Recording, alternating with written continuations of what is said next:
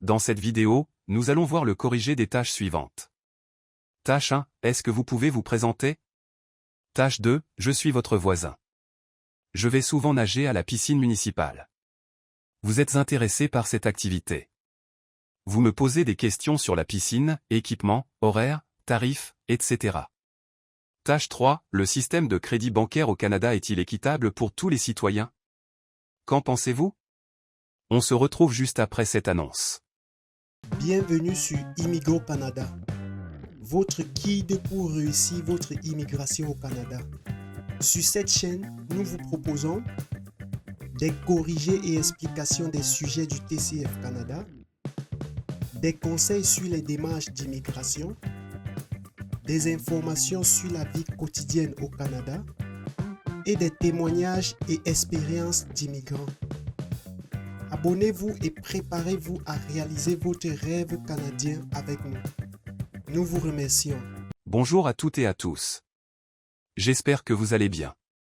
Aujourd'hui, nous allons vous proposer une simulation de l'épreuve d'expression orale du TCF Canada. Suivez attentivement. Merci de vous abonner, liker et partager. Bienvenue à l'épreuve d'expression orale du TCF Canada. Cette épreuve de production orale dure 12 minutes, c'est un entretien en 0,3 parties. Vous aurez 2 minutes pour vous préparer avant le début de la deuxième partie. L'entretien est enregistré. Il sera évalué 2 fois, une première fois sur place et une deuxième fois à France Éducation Internationale, FEI. À tout moment, vous pouvez me faire répéter ou reformuler un mot ou une question. Attention! Une fois l'enregistrement commencé, il ne pourra plus être stoppé. Avez-vous des questions? Oui monsieur, comment saurais-je que les 2 minutes sont terminées? Je vous dirai de commencer. Nous commençons. Voici la première tâche. Cette partie de l'épreuve dure 2 minutes. Est-ce que vous pouvez vous présenter? Bonjour. Je m'appelle Clarisse Mouktou, j'ai 33 ans et je suis gabonaise. Je vis à Libreville, la capitale du Gabon. Après avoir terminé mes études secondaires au lycée national Léon Mba, j'ai poursuivi mes études à l'université Omar Bongo, où j'ai obtenu un diplôme en gestion des affaires en 2014. Depuis, j'ai travaillé comme gestionnaire de projets dans plusieurs entreprises et ING locales, où j'ai participé à la mise en œuvre de projets dans les domaines de l'agriculture durable et des infrastructures sociales. En dehors de ma carrière, je suis passionnée par la lecture, surtout les ouvrages de développement personnel, et je pratique le tennis de table pendant mon temps libre.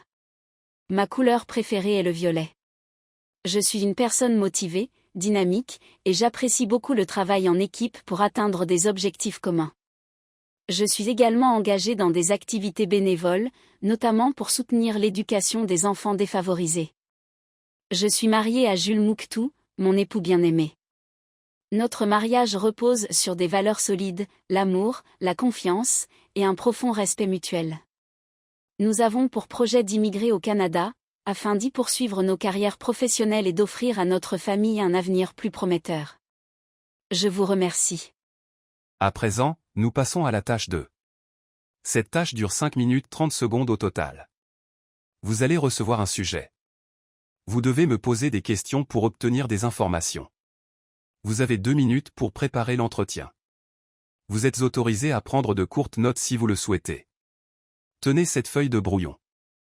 Vous ne devez pas écrire sur le sujet. C'est vous qui parlez en premier et c'est vous qui conduisez la conversation. L'entretien doit durer 3 minutes 30 secondes. Vous pouvez demander plus de précision ou faire répéter des informations. Je vous lis le sujet. Je suis votre voisin. Je vais souvent nager à la piscine municipale. Vous êtes intéressé par cette activité. Vous me posez des questions sur la piscine, équipement, horaires, tarifs, etc. Vous avez 2 minutes de préparation.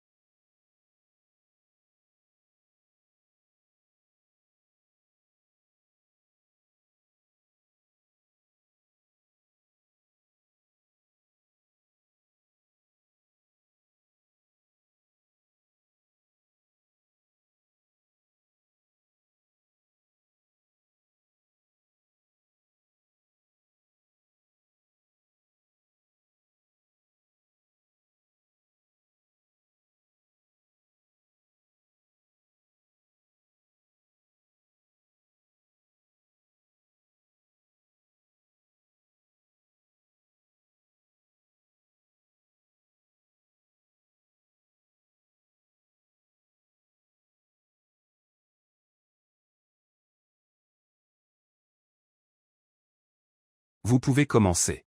Bonjour chère voisine. Je suis ravie d'apprendre que vous fréquentez régulièrement la piscine municipale. Étant moi-même très intéressée par la natation, j'aimerais en savoir davantage sur cet établissement. Permettez-moi de vous poser quelques questions. Quelle est la taille du bassin de la piscine municipale? Le bassin mesure 25 mètres de long sur 12 mètres de large. Combien de couloirs de nage sont-ils disponibles? Il y a 5 couloirs de nage disponibles. Sont-ils équipés de lignes d'eau pour faciliter la nage? Oui, chaque couloir est équipé de lignes d'eau pour faciliter la nage. Dispose-t-il de plots de départ adaptés à la pratique de la natation sportive? Oui, des plots de départ adaptés à la natation sportive sont présents. Quels sont les horaires d'ouverture de la piscine en semaine et le week-end? La piscine est ouverte en semaine de 7h à 21h et le week-end de 9h à 18h. Existe-t-il des créneaux réservés à des activités spécifiques comme l'aquagym ou la nage libre? Oui, il y a des créneaux réservés pour l'aquagym le mardi et le jeudi, ainsi que des plages horaires pour la nage libre. Quels sont les tarifs d'entrée pour les adultes et les enfants? Les tarifs sont de 5 € pour les adultes et 3 € pour les enfants. Propose-t-il des abonnements ou des cartes de fidélité? La piscine propose des abonnements mensuels et des cartes de fidélité offrant des réductions. Les vestiaires sont-ils spacieux et bien équipés, douches, casiers, etc.? Les vestiaires sont spacieux et bien équipés avec des douches et des casiers. La piscine dispose-t-elle d'un sauna ou d'un jacuzzi accessible aux nageurs? Oui, la piscine dispose d'un sauna accessible aux nageurs. Le bassin est-il maintenu à une température agréable pour la pratique de la natation? Le bassin est maintenu à une température agréable de 27 degrés Celsius. Avez-vous remarqué si l'eau est régulièrement renouvelée et traitée pour garantir l'hygiène? L'eau est renouvelée régulièrement et traitée pour garantir une bonne hygiène, conformément aux normes sanitaires. Je vous remercie pour ces précieuses informations. Elles m'aideront à mieux évaluer si cet endroit conviendrait à ma pratique de la natation. Concernant la tâche 3. Je vais vous proposer un sujet. Vous allez vous exprimer sur ce sujet de façon argumentative en utilisant des exemples, en justifiant vos idées, en essayant de me convaincre pendant 4 minutes 30 secondes. Elle se fait sans préparation. Voici le sujet. Le système de crédit bancaire au Canada est-il équitable pour tous les citoyens? Qu'en pensez-vous?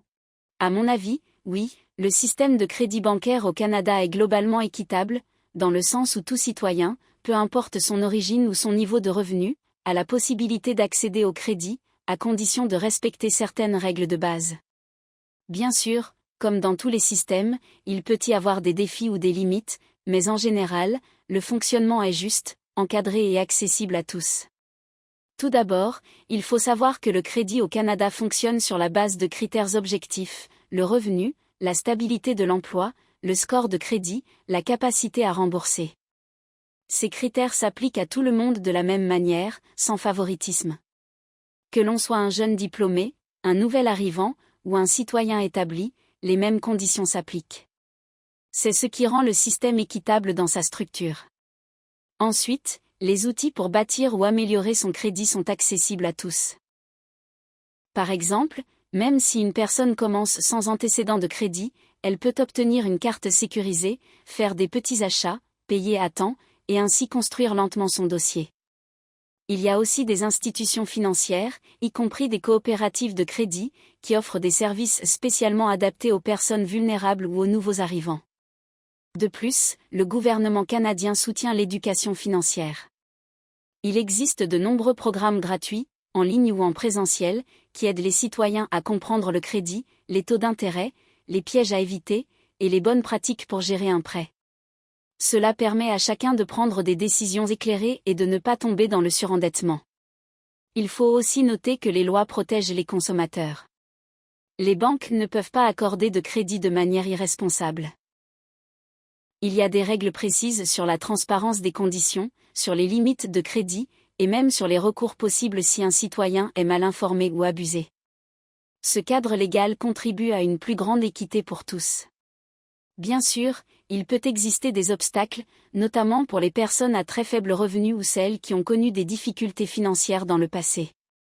Mais même dans ces cas, il existe des solutions, comme le microcrédit ou l'aide des institutions communautaires. En conclusion, oui, Le système de crédit bancaire au Canada est, dans l'ensemble, équitable pour tous les citoyens. Il repose sur des critères transparents, il offre des outils accessibles à tous, et il est bien encadré par la loi. Avec de l'éducation financière et une bonne gestion, chacun a la possibilité de bâtir une santé financière solide. Ce système, s'il est bien utilisé, peut réellement aider les gens à avancer dans la vie. Nous sommes arrivés au thème de cette vidéo. Surtout, n'oubliez pas de vous abonner, liker et partager pour nous encourager. À très bientôt dans les prochaines vidéos. Bonne chance.